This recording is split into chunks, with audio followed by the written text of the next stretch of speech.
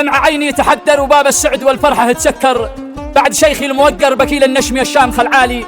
كان للمجد منبر وكان الشيخ كالدر والجوهر، بالوفا زرعها ثمر ولجده للوفا يرخص الغالي، ولجده للوفا يرخص الغالي.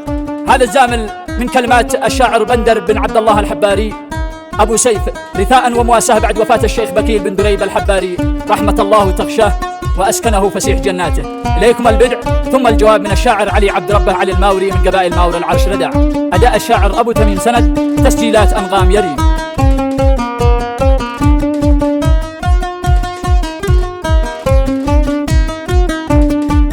قلب الدار تحسر ونار الحزن وسط الحاشا تسعر، موت الأبطال دم نار كياني وانهاك الروح يا مالي. دمع عيني تحدر وباب السعد والفرحة تسكر، بعد شيخ الموقر بكيل النشم الشامخ العالي.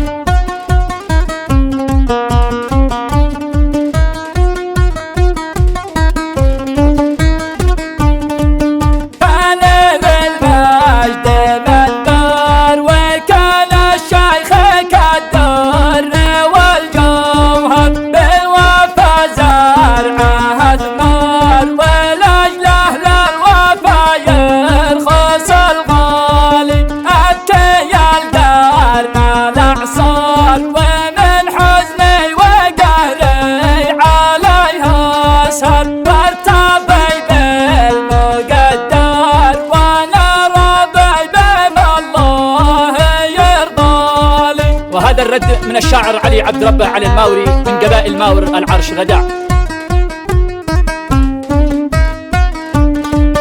سار ذي كان يذكر